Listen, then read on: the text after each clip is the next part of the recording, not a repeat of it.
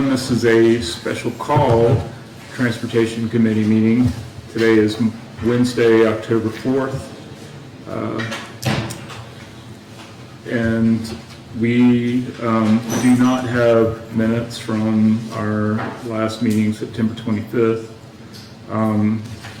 And since this is a special called meeting, we're going to rely heavily on the Department of Transportation folks to get us up to speed on some of the items here, because I know I didn't get an opportunity to sit down and read through some of the submissions. So first up is a pavement management agreement.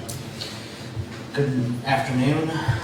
My name is Colin Alexander. I serve as Senior Planner with the Birmingham Department of Transportation. Before you is a professional services agreement that is related to our pavement management asset management program. As you recall, back in 2022, the council dedicated $500,000 to pavement management and asked us to develop a pavement management program. We began an RFP process that went live in May. We got 5 submissions. We had a review committee made up of Department of Transportation, PEP, and capital projects.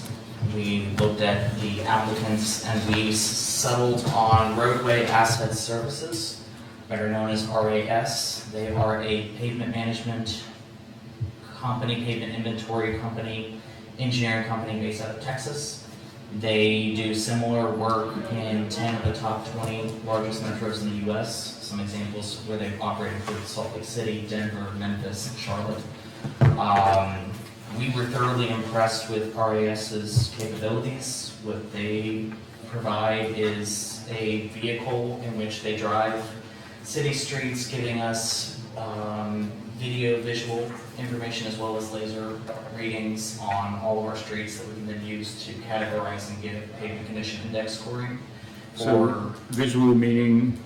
There's a camera on the dashboard and a 360-degree camera on top of the vehicle as well.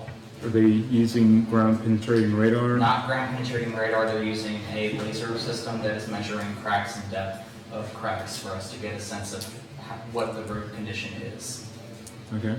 And they are going to be doing a full scan of all of our city streets, including our alley network.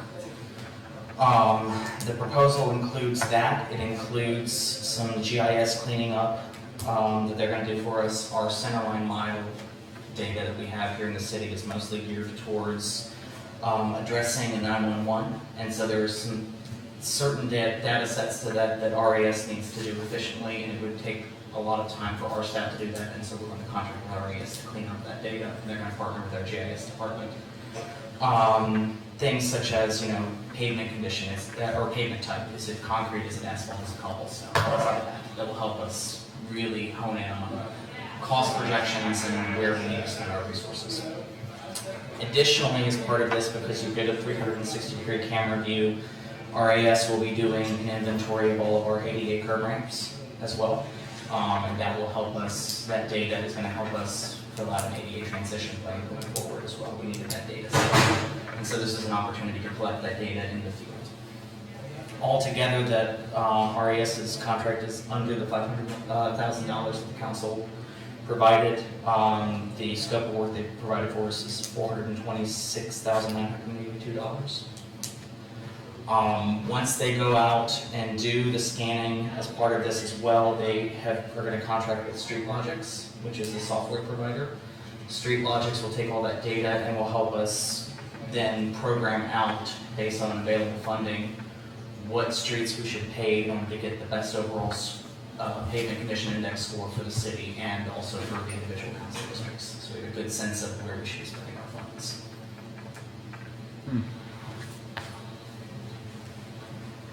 So this is a one-time survey. So we have it set up. This is a one-time survey to start with, correct? We're going to be doing that survey and then doing a series of projects based off of that survey. And then we intend to come back and do additional surveys in the future. So where's the management part of the agreement? I mean, if they're just conducting a survey and telling us, giving us a snapshot of a point in time, that's, I don't know if survey management actually fits that description. I mean, that's more of an inventory. I think they're helping us develop scenarios That's exactly right. based on, so like, we would have choices on how to weight certain aspects and prioritize streets. So I think that's where the management comes in. And they'll also be able to help predict rate of decay that we can then go back in on a future survey confirm as we go along. So it's not just collection of data, but it's using the data to help us set a reasonable target that's aligned with our budget. So that's going to help us prioritize and figure out where to allocate resources. So part of the criticism, that we've gotten from the public is that, a lot of our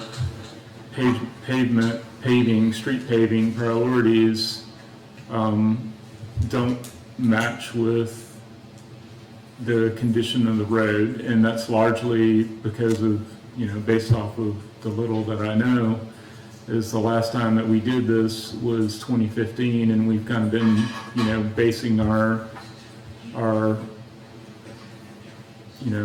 targeted areas off of that. So I think there's, hope that we would go towards, something that's, not a snapshot type assessment every 8 to 10 years and do something more dynamic. I think the intent for this is not to be every 8 to 10 years, but in my mind, it's like every 3 years That's kind of a exactly, thing. yes. I mean, we won't have the budget to do an annual, I don't recommend that we spend the budget to do an annual survey. Right, yeah. Every 3 years seems pretty reasonable. And then on top of that, paving is an emotional issue for a lot of people, and so regardless of whatever system we use, we're going to hear from a number of folks that don't feel that we chose the right streets. And so, we'll always get that criticism. But I think this is a reasonable system. I think the methodology that they're using is used by a number of peer cities and is respectable. And so it's something that I feel like is defensible as we're making these investments. And I'm glad James hit on that, because recently everything has been mostly complaint driven on how we pave streets, and we really got to get out of that mindset. But ever since we've been in this administration for the last 5 years, we've almost tried to do $10 million every year to fully fund a complete street paving program. So the system will really go ahead and allow the streets that we have already paved and go ahead and see an assessment for a long-term plan for X street that we did 2 years ago may need to be looked at 3-4 years down the line based off of what the data says. I 100% agree with you. I would like our decision-making on street paving to be 100% data-driven. Like, take the, I know the guy, out of the equation, so-and-so is my cousin. Take that completely out of the equation and have it purely based on data. Like, if, I hope that they're collecting sufficient information to, when we get those criticisms, we can just turn to the spreadsheet and say, look, your street is definitely not the worst one in the list. So I agree. I mean, the more objective we can make it, that's the right direction, in my opinion. Yeah, you want to talk about the scoring matrix? So, we are going to, this is partially, their scan is going to develop a pavement condition scoring for all of the streets. And that's what's going to go into the Street Logics program, which is what's going to help manage these assets. It's going to basically, from there, we plug in, here's the budget that we do, here's the overall score that the city has, here's the score we want to reach with this amount of money, what streets should we pave in order to make? So if we have an overall city index, let's say, of a score, and again, this is hypothetical, because we haven't done the work yet, but let's say the city score is 52, and we want to get the score to 61. What streets should we pave in order to make that kind of attempt? And that's what the StreetLogix analytics program is going to do. Once we have the data that's collected from RAS, it will then be uploaded into StreetLogix, which will then work with us to help program that out. And then the us is BDOT, capital projects, and PEP Exactly, to do the management part of it. exactly. We need the data more than anything. Right. So does their assessment also include traffic counts? It's not budgeted for that, and that's something we could probably go back and talk about. Because, you know, that's the other thing that I've seen happen is that we pave a block of street where, you know, it's a really low traffic street, and, you know, there's another block that has much higher traffic counts that was in the same or worse condition. So I don't, because it's a moving scan, I don't think we're gonna be able to get traffic counts, traditional traffic counts, but with the 360-degree imaging, we'll be able to have contextual imaging of what the street looks like. We could, I guess, invest in like cell phone volume data and then overlay that, because it's all GIS based, so we could do that as a factor, That's our state data. as a lead That factor. may have to be a separate agreement that we have outside of, Yeah. without messing up the RFP that's already been put out there. And since we're not using the whole $500,000, maybe the rest of that could be used towards what you're asking for. Yeah, I mean, and again, I want us to get to a point where these decisions are completely objective, and, you know, I'm sorry, but if your street in front of your house is, you know, in a residential area, it's not going to be as high as priority as, you know, a main arterial in a community. So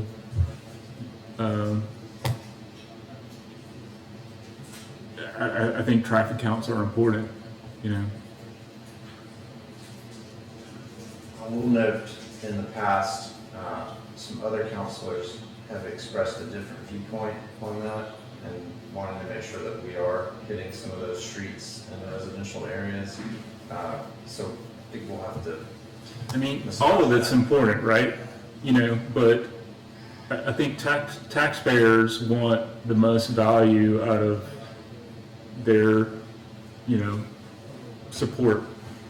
And paving a street that has a traffic count of 100 cars a day versus one that has 10 times that many, you know, there's definitely a value proposition for paving the street that has 10 times the number of cars on it. I think that's a fair part of the argument. I think another part of the conversation that needs to be included is that some of those arterials, because of width and size, are going to be more expensive to pave. And so that by paving some of those per cycle, we have to understand that the raw number of streets that we pave will be reduced.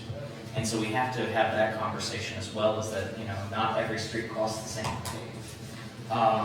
And so I think that should be part of the discussion as we look at, okay, how many arterials, how many roads overall. And I think part of how we have a fair and balanced discussion about that is by tying it to the pavement condition index overall. Okay. I mean, internally, I think it would be good for us to not strictly rely on that, but have some sort of, you know, formula that also takes into account things like traffic counts and whatever else, Well, you know. and that is actually something that in StreetLogix, we can program in various factors that will help solidify that. So that can be as we set our parameters, that can be part of our discussion. What parameters do we want StreetLogics to be looking for as they budget this out? We want to hit X number of arterials, X number of neighborhood streets, and it can help the program in that capacity as well. Okay, so the other thing I want to ask about is, historically, the way we have approached street maintenance is we pave the street and then we don't do anything with it until it absolutely has to be repaved again.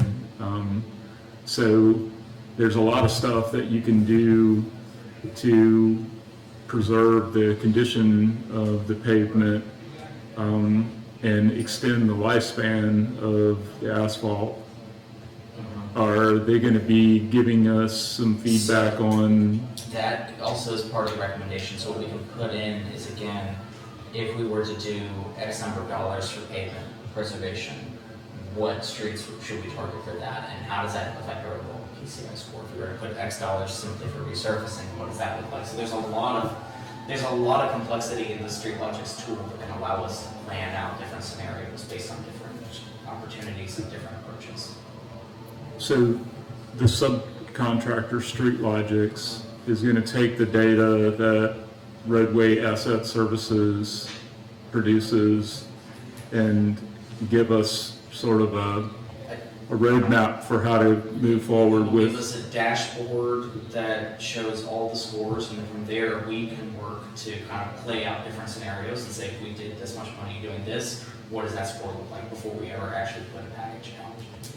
So it's a planning tool that allows us to take the raw data that's scored out our streets, and then we can program out based on the available funds, what's the best use of dollars and where we get the best scores. Do we have the internal staff capacity to make those types of assessments? One note on that, and I don't want to say no. What you're asking about is pavement preservation. Are we able to do that? So we completely agree with you that we need to be moving towards a place where our annual program includes a certain amount of pavement management, so crack sealing and other strategies too. So where we thought we would get there in the last 2 years, actually, where I think there's kind of two reasons why we haven't gotten there yet. One of them is just kind of some high-level napkin math, just looking at the overall total miles of streets.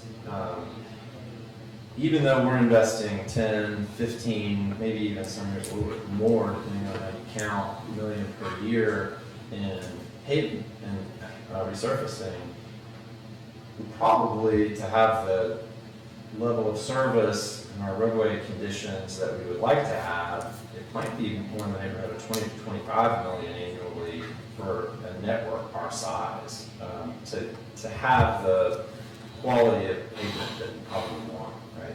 So just trying to address the overwhelming amount of problems has made it hard to carve out some space to then do pavement management right away. But we should be doing that, and we need to get to that place where we're doing it. That's the first reason. The second reason why it's been challenging is just that as we've been consistently investing in paving year over year, as opposed to every other year or whatever frequency, the volume of what we're doing in terms of pavement contracts has really gone up. To my knowledge, as far as I know, we're doing more paving now than we've ever done before as a city. And so we are having to scale up our resources. So I don't necessarily want to say that we don't have staff capacity to do that, but we are still very much in the process of scaling up to meet the amount of investment that we're making. So that's why we just haven't gotten there yet, even though we would like to get there immediately. So we're growing pains, I guess would be the way to say it, but met with still an overwhelming need within the whole system. So what's the anticipated, if the agreement is approved, what's the sort of the timeline on execution? So they're gonna start, as soon as we get it executed, we're gonna start getting it out on the roadway. They should have their scan inventory done by the middle of spring, which gives us summer to work with street projects to program, which will set us up for late summer to program out a paving package in 2025 using this software, which is on par with where we've been our packages currently. Okay. We're gonna learn a lot from this as we're doing it. I think I like how this system that we're buying into has been used in other major cities, and it's gonna force us and allow us to learn a lot.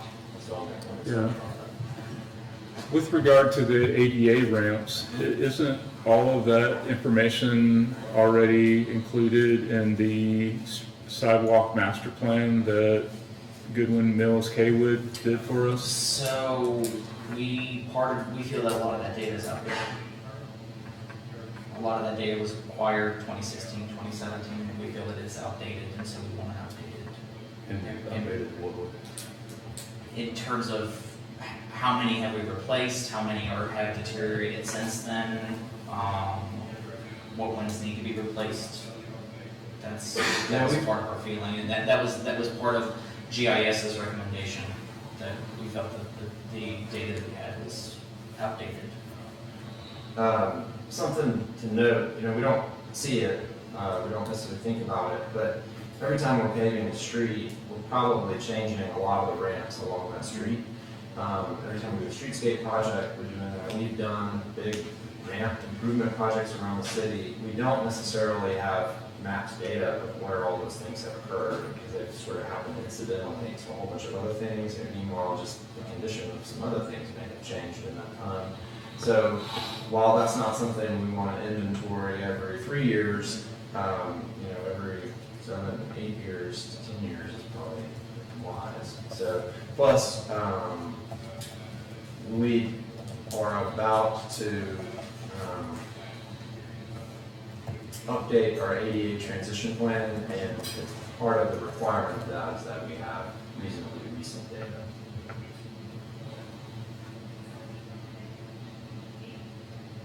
Chaz, is our enterprise management system that we're set aside $15 million for, is that gonna, address some of these types of issues? Because, I feel like,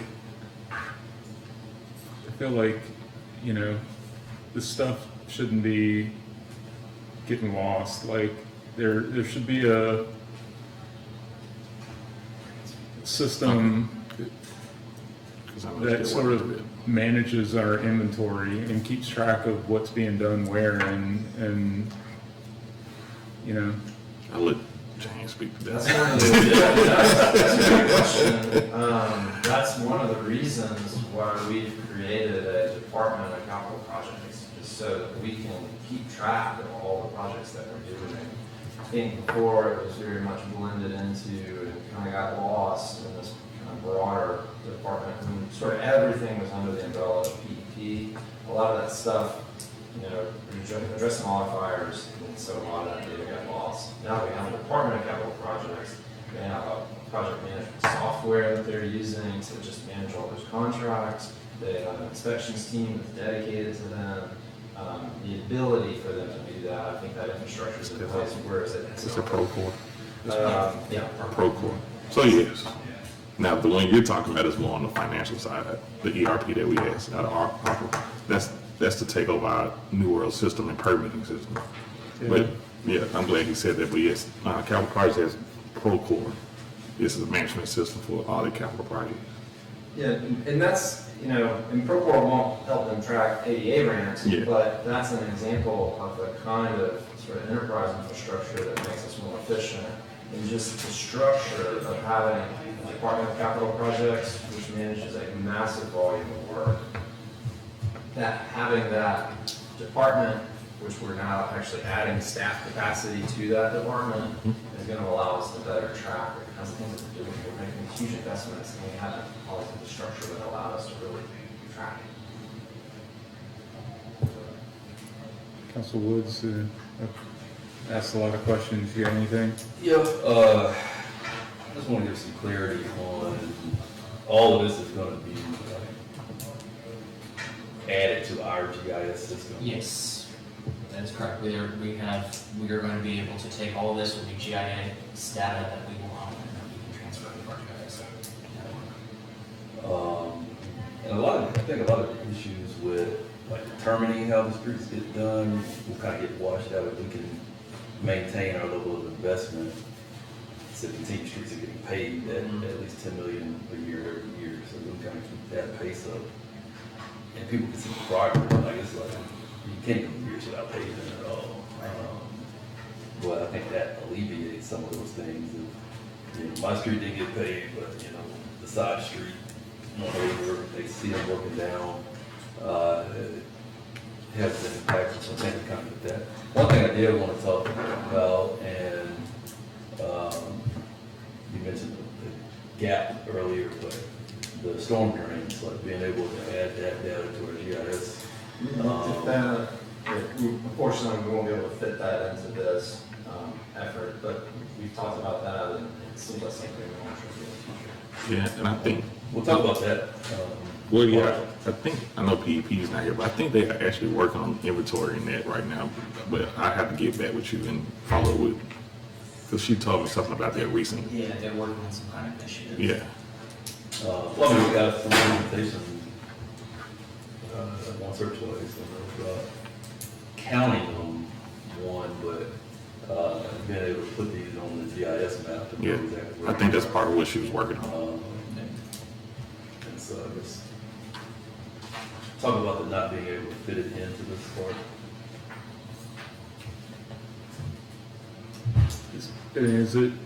Would it cost significantly more to add that Like component? 120 something. But I mean, even if we just use this gap and then maybe talk about it down the road or around the rest of it.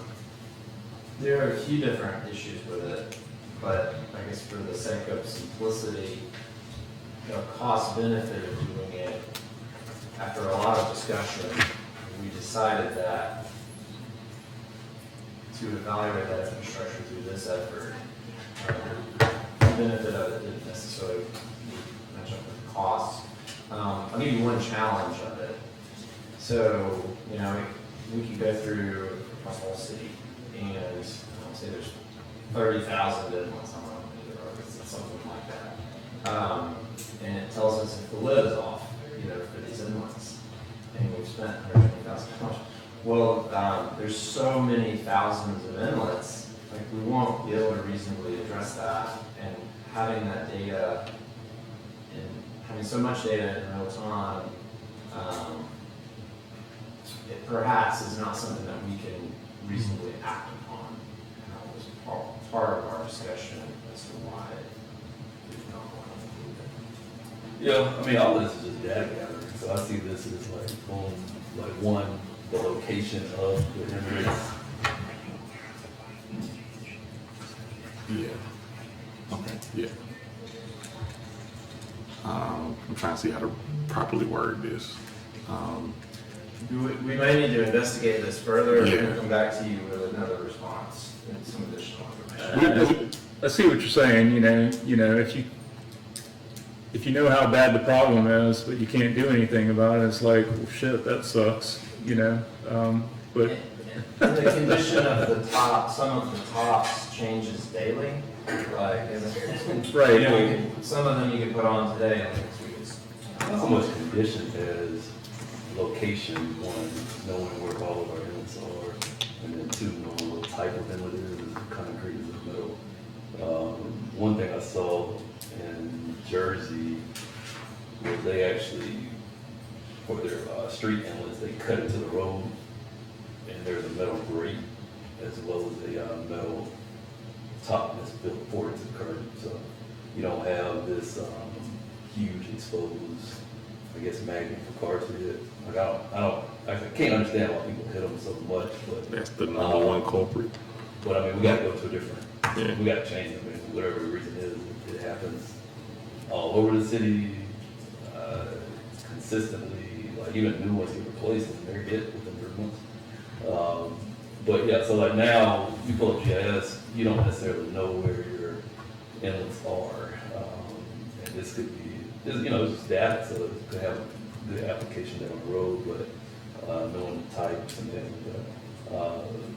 But I mean, it feels like there's a specific reason why, but you don't want to say it right now, so, We feel like we can address that through a separate data collection effort associated specifically with stormwater. so things are happening. Yes.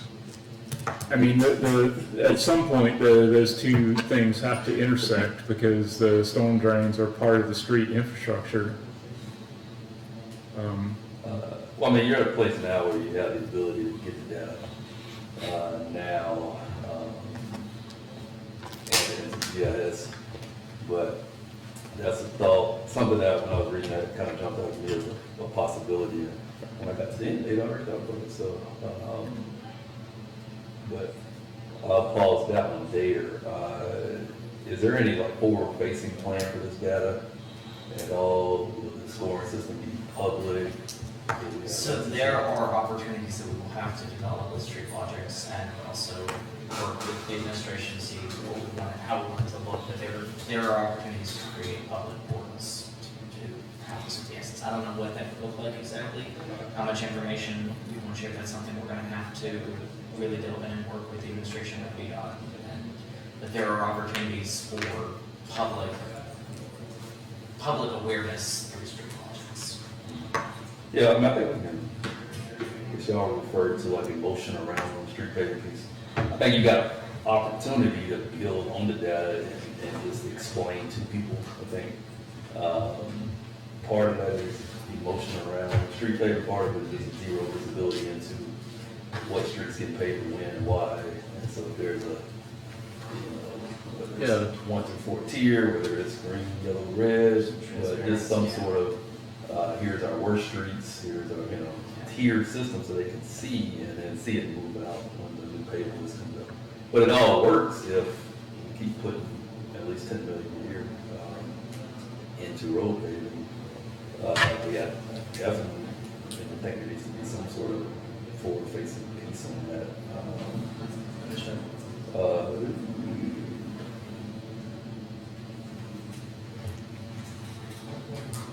I guess the other part, I guess just a note, coming back around, I mean, it's probably more of a budget discussion, but having an understanding of like what the need is in y'all area as far as personnel. Because we had the same conversation, like we kind of know where things are trending, whether it's traffic safety, when you want to increase paving loads. I think that just got probably, when did you pick up paving?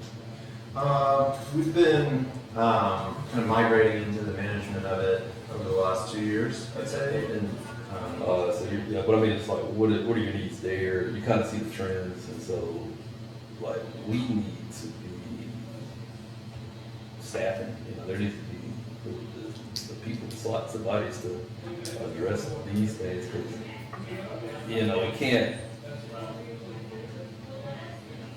my neighborhoods are very engaged, and so it's like, there's only so many times I can say the same, or so many years I can say the same. The striping department is also the speed cushion department, and this is striping season, and speed cushion season will come back. When it does, we might, so it's like, let's just, we've been fortunate that, we've had some positive growth on our budget continually. It might be me, like ever since the budget's grown up. It's just you. Credit me for that. But no, I mean, we've got dollars. I mean, we're looking at these surpluses every year, and so let's just, I won't go too deep into it. But let's know what we need so we have a place to get the residents. Because I mean, residents aren't asking for like outlandish stuff. And there's a lot of low hanging fruit out there that we could get if we could, get ahead of some stuff. So that's, it's intentional why, the mayor meets with the council to understand what priorities, because y'all are on the front lines just like we are, and understand what priorities are, and then we build the budget around it. James made a point about capital projects that we're still building capacities in capital project. We added 8 more positions to her department in order to, close those gaps in the areas that we need assistance in to get projects moving, projects completed, projects managed, like the whole 9.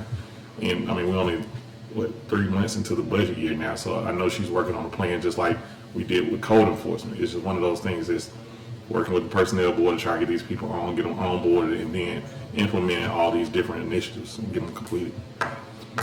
No, I mean, I'm down with that. I just think we need to, let's have some conversation around each department. Like, what it took to get some movement in code enforcement, it shouldn't, it shouldn't be necessary. So let's just work together with it. But like I said, the residents are consistent. I mean, that helps because they are consistent with the things that they're interested in seeing.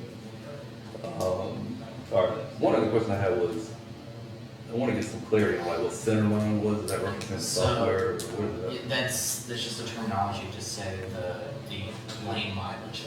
We're measuring it from the center line. We're not measuring, so we're not going out and saying, instead of doing individual lane miles, we're taking the center line of the street. And that's how we're figuring out how much we're being charged for a seal. So, but are they scanning the whole street Yes. physically? Yes. Okay, but they're basing their pricing on just On basically center one line. pass. That's correct. Now, there are some other factors into that to help. They know how many of our arterials are and what they have. Usually they have to do a double pass on those, so they factor that in. But the way that they calculate the prices based on the center line. And I guess like GIS, does that have the ability, like, if you just wanted to say how many miles of the street do they have? Is that something GIS can kick out to? Yes. So we can check that. Yes. All right, well, excited to see this pavement snapshot agreement get put together. Since the chair doesn't want to use management. I made 2 comments in response to your comments, which were good. One is, I guess it's related to staffing, but it's not exactly a staffing issue. You probably heard me say before, and I want to make sure I keep saying it. We have built more infrastructure in our city than we can maintain.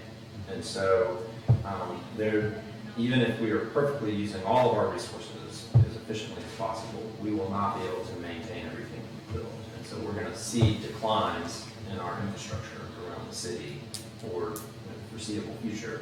We cannot afford to maintain it. And so we're having to choose priorities of what we want to maintain. So I mentioned before, high-level math, we're investing $10 million a year in paving, but really to have the system that we probably reasonably expect, probably a $25 million annual investment. And so, on the one hand, it's real. It seems like an obvious thing to say, well, we need to add staff here.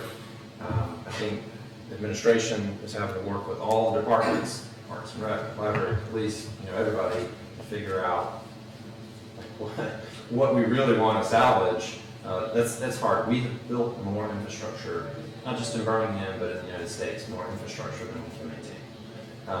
And just as an interesting example, we just passed infrastructure bill nationally. Very little of that money actually goes towards real maintenance. The majority of that money goes towards capital projects, which means used to transform or grow systems. In a lot of cases, interstates. But very little of the money goes towards just pure paving streets, replacement of sidewalks.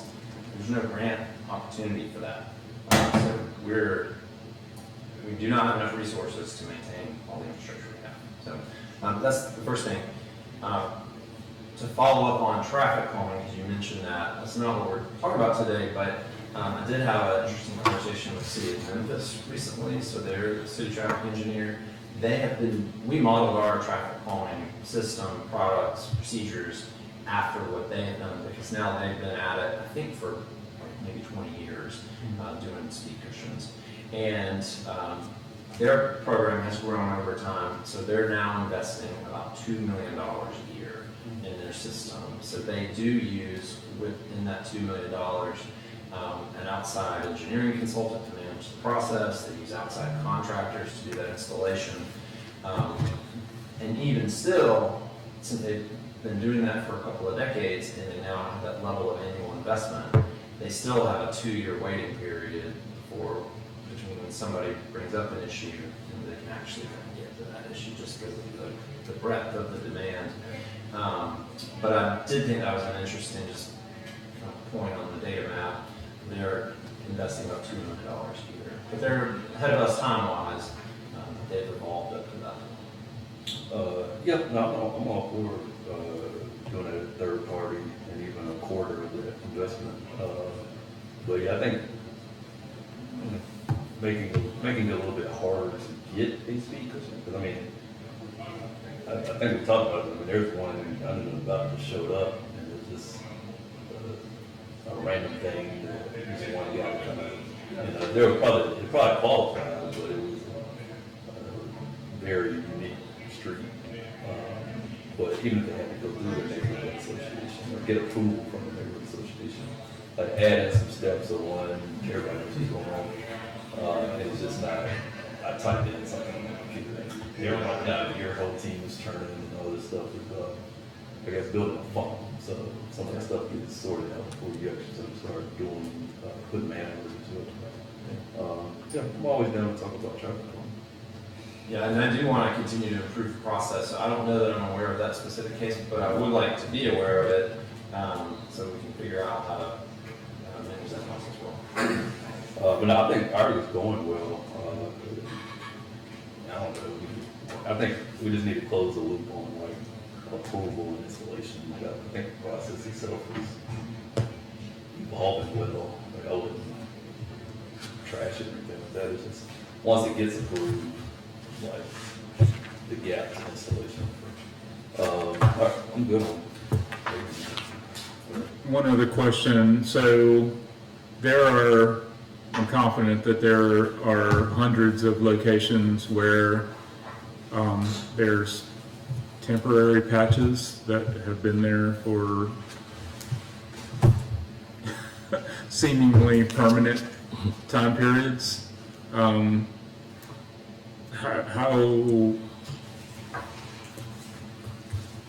mean, this is a long time complaint too, so almost all of those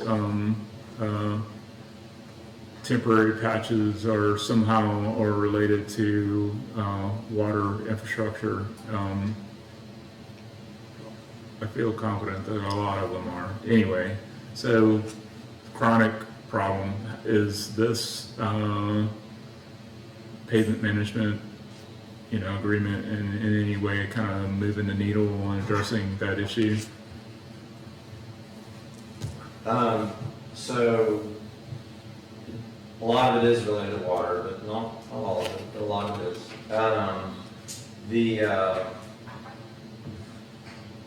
It's the same issue as just paving streets generally. Like we have a team of inspectors that will respond to, they receive the C-Click fix requests when there's some sort of utility cut issue, and they'll go out and investigate that and try to follow up on it. We have a team that does that, and they can resolve issues, and they do resolve issues. The scale of the problem, because the scale of our network is so big, and the age of our infrastructure is such that there's just more volume than we can often stay on top of. And so it goes back to the issue, we just built more infrastructure than we can afford to maintain. That's the honest answer. Yeah.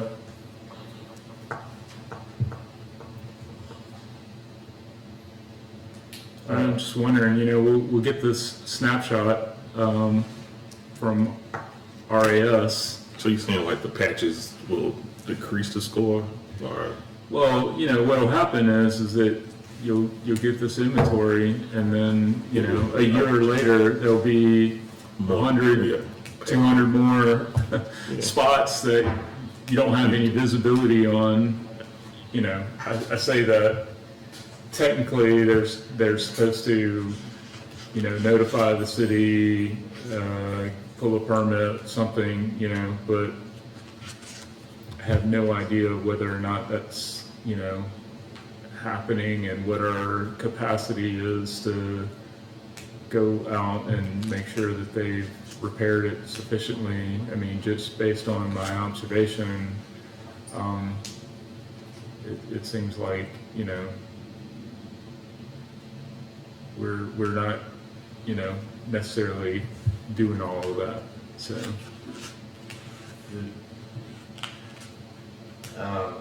Stop me if you need to.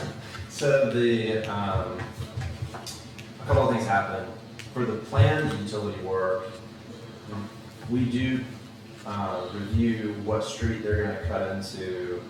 And by planned, I mean, it still may be a repair, but they at least have a little bit of time, you know, maybe weeks, to plan in advance. For things that are planned, they do go through our permitting process on the front end, and we actually charge them a fee, you know, as a part of, if it's a newly paved street, they do have to pay a fee depending on how recently that is. And that works fairly well. We collect a lot of those fees where a utility company cuts into a newly paved street. We also try to coordinate on the front end and do a pretty good job of coordinating, you know, long-term replacements that are needed with the utility companies. The staff at the utility companies across the board are generally very cooperative and want to work with us to try to, you know, do their work in advance of when we come up with a paved street.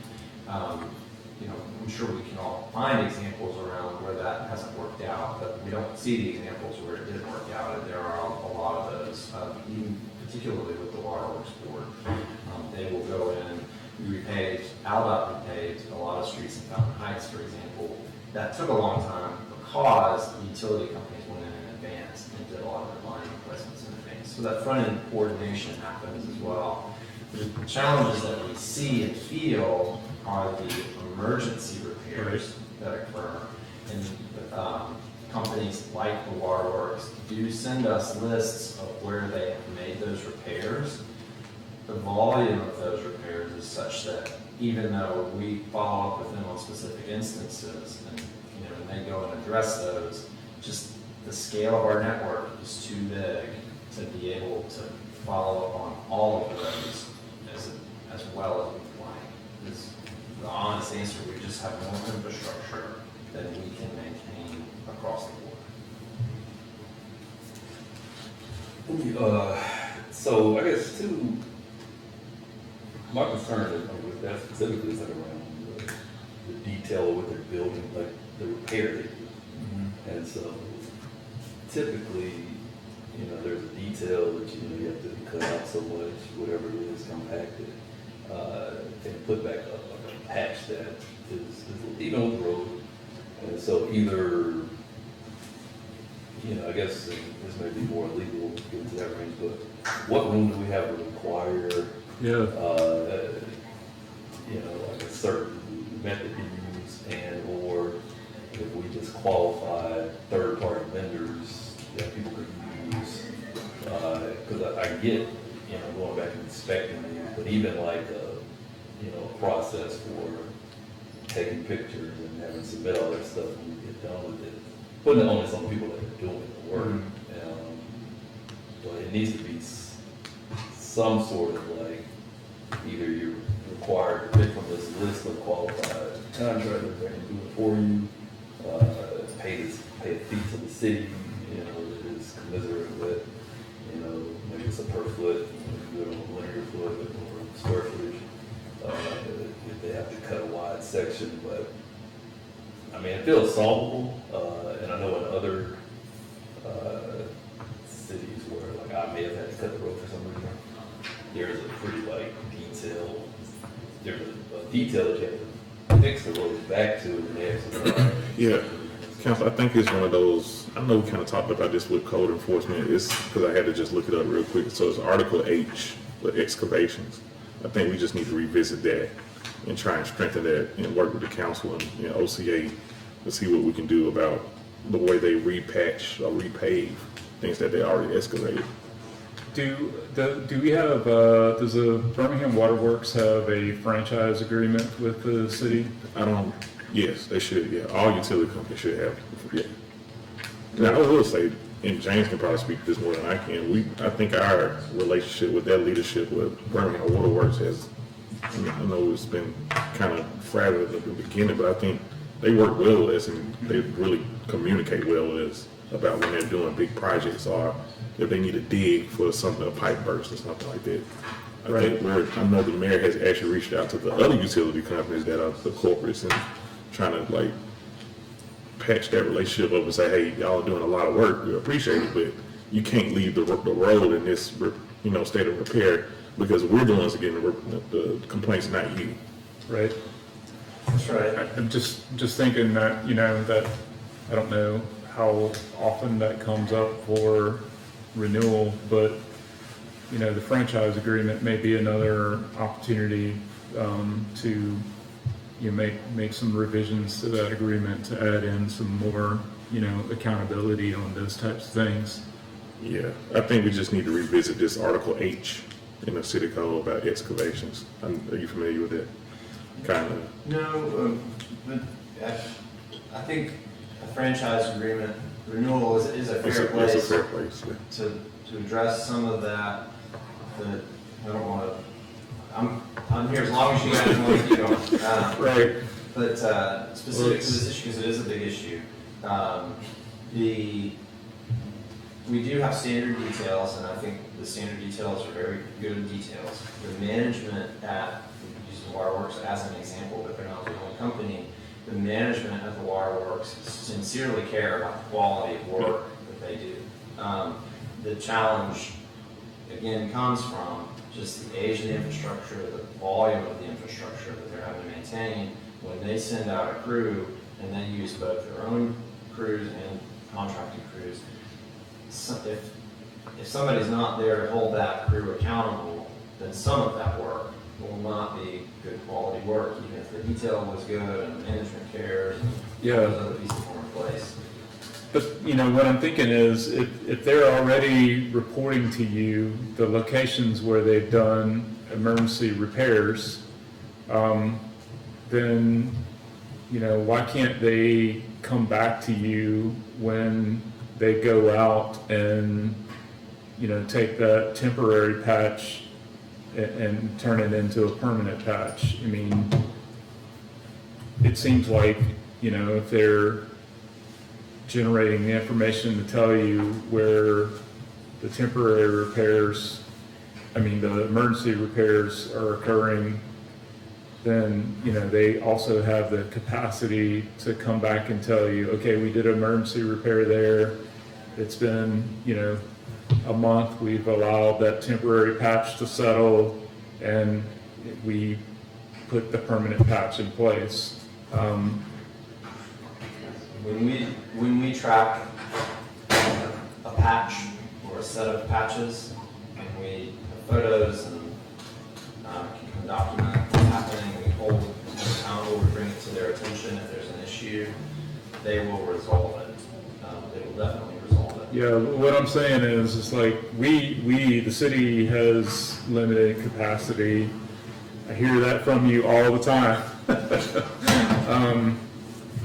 So, like Councilor Woods just, proposed, let's work to try and put more responsibility on the people who are doing the work, to actually carry out, some of these tasks versus, us having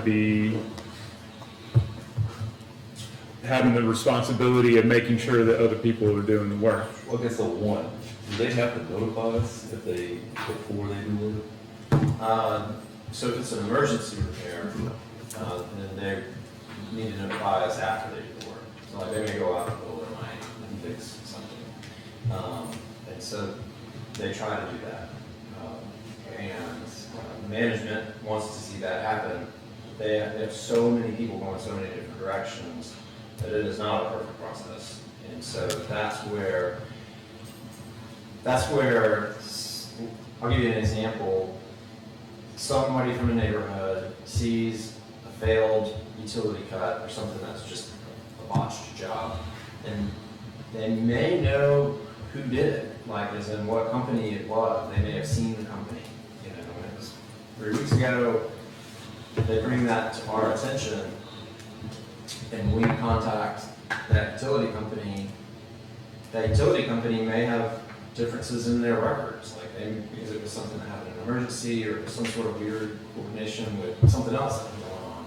And so it becomes this investigation to put back together exactly what happened at that spot, and it requires staff resources from us to pin it down, to say, no, this is exactly what happened, and this is who's responsible, because all you can see on the surface is just a busted patch. And so, you have to do some investigation. When we do that investigation and we put it back together and we take it back to them, they don't fix it. The trouble is, there's just so many of those mystery situations where all we see is a busted patch, and the records, because there's so many crews going in different directions of the different agencies, may not always be real clean. It just requires a certain amount of effort to piece all those situations together. The volume is greater than what we can pin down. Like a full-time job. Yeah, and we have multiple full-time people doing that work. It's just, Well, I mean, we have people focusing.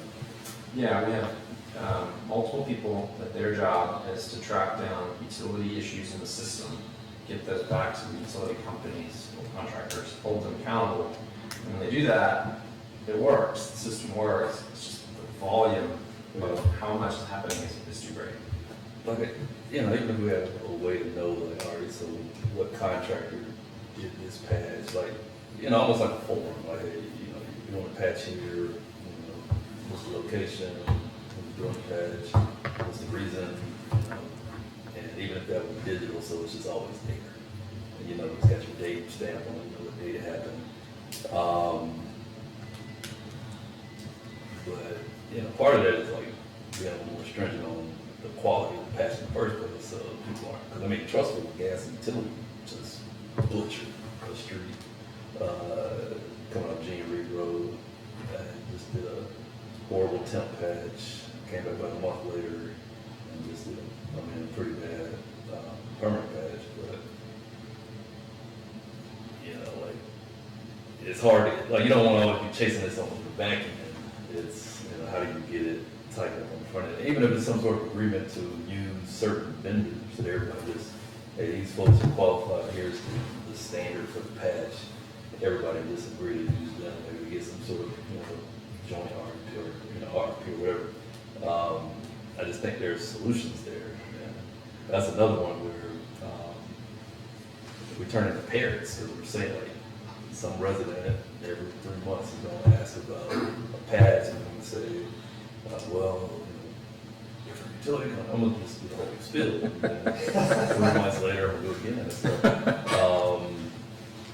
So, but like, everything is not, none of it's easy, but there are some paths to constraining this on both ends, where it's a little bit more stringent front end. Here's what the expectation is, and then the back end, we're a little more aggressive when we do it, like, because that was like, we don't care, like, they butchered that street, and I think this is a really important conversation.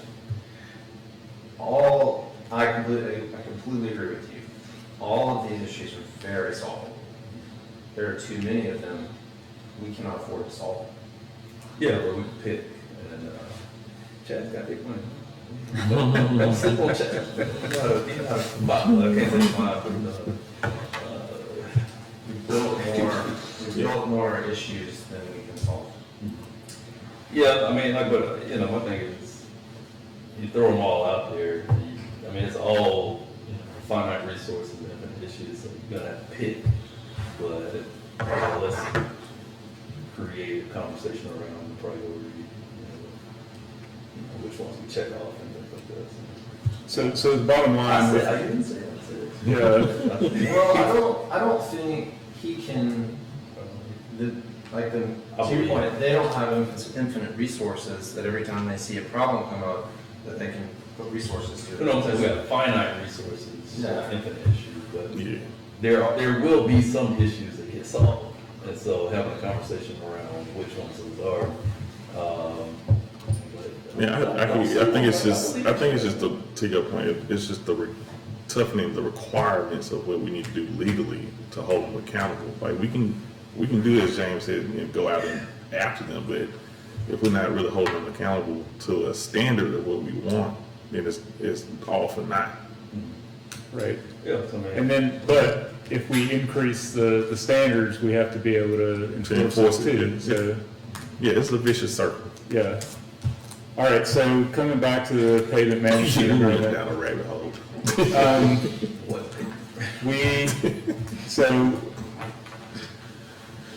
I mean, the only answer to the whole patching thing that's happening sort of in the background is to do this snapshot more frequently. So it's, you know, just in anticipation, for the future. I mean, are we talking about, you Yeah, know, I think- $500,000 every 2 or 3 Like years? maybe every 2-3 years. Yeah, I think James made a good point on that. Like, we don't want this just be a one-off and then we just roll with data for the next 10 years. It has to be continuous. We agree with that. Okay. All right. Bottom line is, it's got to get done. We're operating off of 2015 Yes. information right now. Yes, that's 100% correct. Okay. we send this to full council with a positive, affirmative recommendation. All right. Second, all in favor, say aye. Aye. All right, next. We got Alabama Transportation Rehab and Improvement Program Grant Application. A-Trip. A-Trip 2. So, hey, Colin, I believe, because he was very prepared to speak to this, and I can speak to it as well, but. We don't have those. Oh, you don't have it? Oh, okay. Oh, my bad. I didn't know it. Is this just one copy? I think this is just one copy. We are intending to apply for a trip to grant, which is ALDOT's grant program, where they allow municipalities to apply for them investing their money in a specific way on their state route. So specifically here, we would like to ask them to invest money at the Tallapoosa interchange off of I-2059. And one, there's this, if you're headed in the eastbound direction on 2059 and you exit, the exit loops around and comes down to the bottom. The traffic signal has been warranted there for a long time, but we are seeing increased interest from industrial partners that have said that if we can help make some investments here to improve that interchange, then they'll be able to invest in property around that interchange to bring more jobs to that area. So, because we've seen enough interest from industry, we think that that's a priority to ask ALDOT to work on that interchange.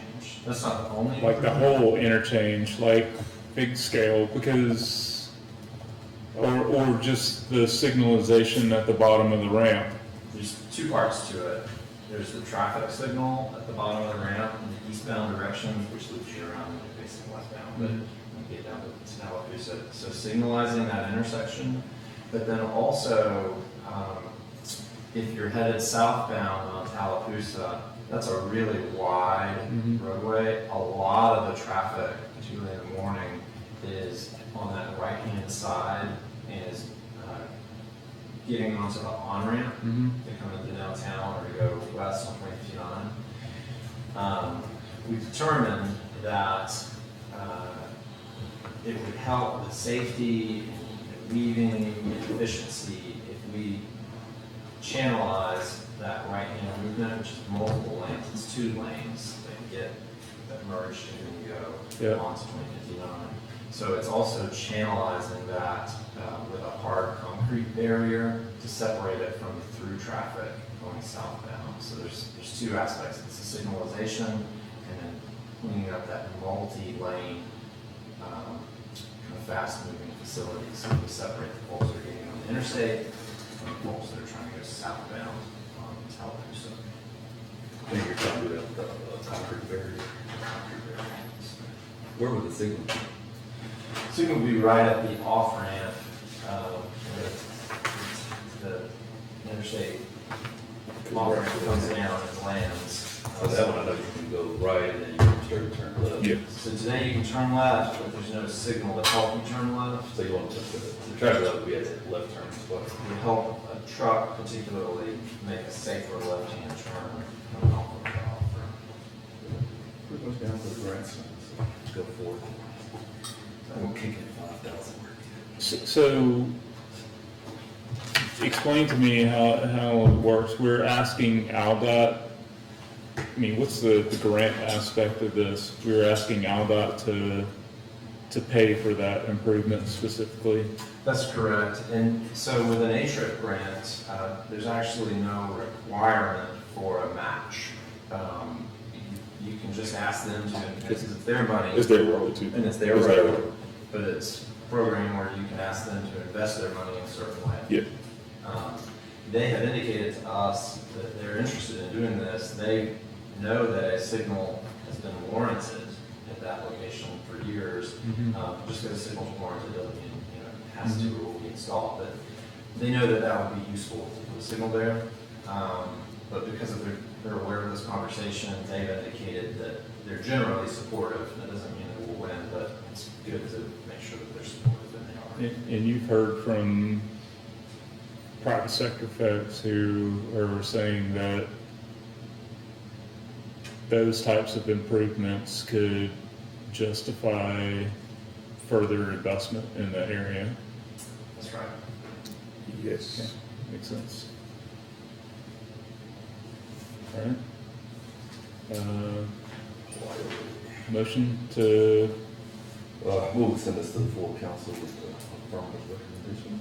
all right, second, all in favor, say aye. Aye. All right, so next up, we have City of Birmingham and Birmingham Jefferson County Transit Authority, Southern Rail Commission Grant Administration and Cost Sharing Agreement. Yes. Have you guys received a copy of this one? Yeah, I think we have it right. So this one's a kind of a fun one. The work, most of the work's already been completed actually, but I don't know that anybody was aware of it. That's for rewinding several years when Andre Vidas was over PEP. We applied for a grant through the Southern Rail Commission, which had the ability to allocate some money to improve Amtrak stations around the southeast. And we won a grant. Then after Andre left the city, we took over the management of that grant and actually found out that we had won it. I don't know that we won it while he was here, but we found out that we had won this grant. It was a little bit of an awkward fit for the city to administer that because we don't own the station right there. It seemed like a better fit for the transit authority to administer that grant because they manage that station and work with Amtrak.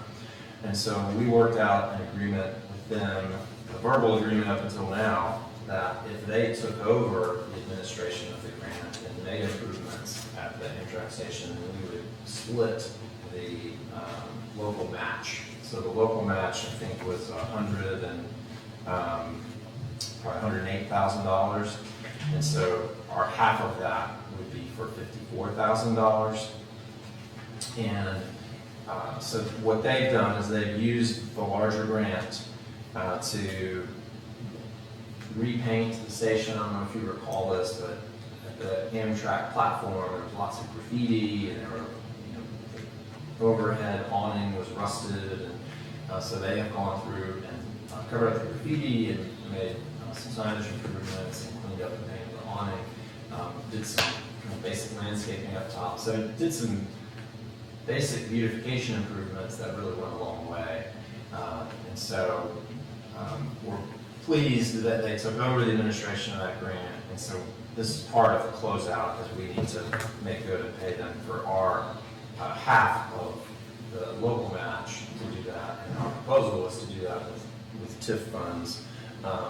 It seems like an appropriate kind of project for TIF. So we basically hold 108. We were able to sort of split that through this agreement. That's correct, yeah, the transit authority is going to pay the other half of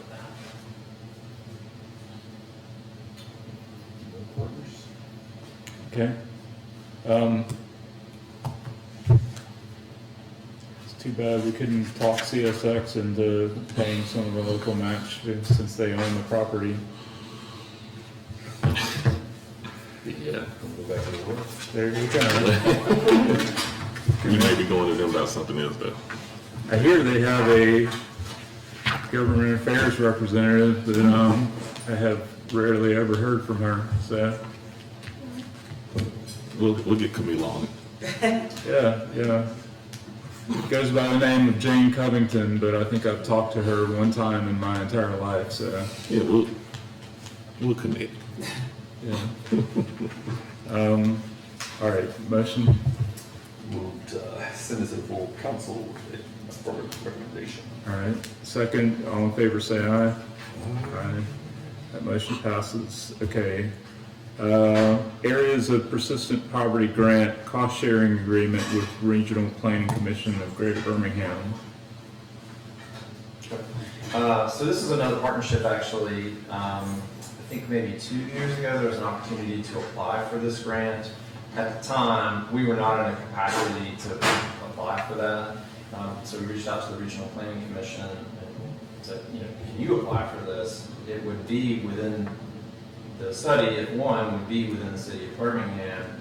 And so they said, yeah, we can kind of share that if y'all can share the local match cost. So they ended up applying and they won. And so they have started that study. They're not finished yet. I think they presented an update on where they were and where they were going, maybe in the spring. So Jim Ritchie is the consultant, and Scott Tillman is helping to manage that project. So they're sort of in the midway point of that study, but it's all within the city of Birmingham, and I think we're grateful to the Regional Planning Commission for doing this effort with their staff. And I think we're going to learn a lot from it. But in order for that to occur, we need to pay our half of the match, or actually I think we're paying a little less than half. So it's $25,000. We're going to pay that from VDOT's professional services budget. Okay. So you need council improvement on professional services expenditures It's from your? intergovernmental agreement. It's an interlocal agreement, yeah. Okay. Kind of unique situation. They wouldn't come to us if they didn't have to. You're right. Okay.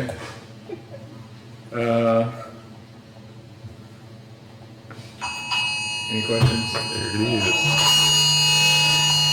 thought I was looking at it left.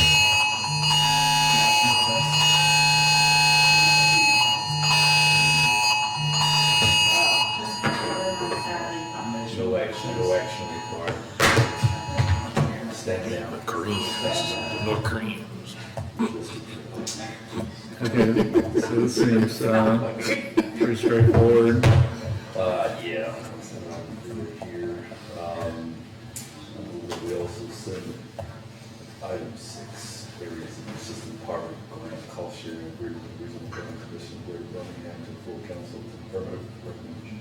All right, second, all in favor, say aye. Aye. All right, that passes. Any new or old business we need to discuss?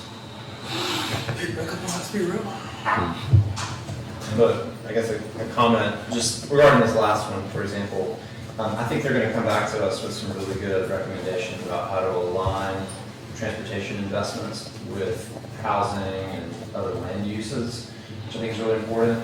I think that's the way for us long-term to manage our way out of the fact that we've built so much infrastructure. One of the reasons that we've built so much infrastructure in Birmingham, but in America too, in Birmingham, we are one of the most car-dependent places on earth. And so when we build in that way, we spread everything out to a point to where it's unmanageable. So that's where we find ourselves, and that infrastructure is now old. So a lot of it's failing faster than we can maintain it. So the way to manage ourselves out of it is to better align transportation infrastructure like BRT or other investments with our land uses. So in effect, build more density, more walkability, better access to other modes of transportation, build differently than we've built in the past. And that's going to be a multi-generational shift. But that is how we get to where we can address all the utility conflicts. And we aren't so overwhelmed by the backlog of traffic calming requests and all the different symptoms that we see. It's because we are one of the most automobile-dependent places on earth. And cars. No cars. Cars are great. Banned. Chad's gonna sell some of the city. White mess.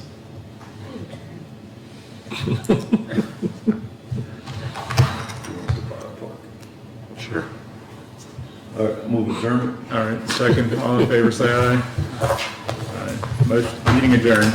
James, how much is that?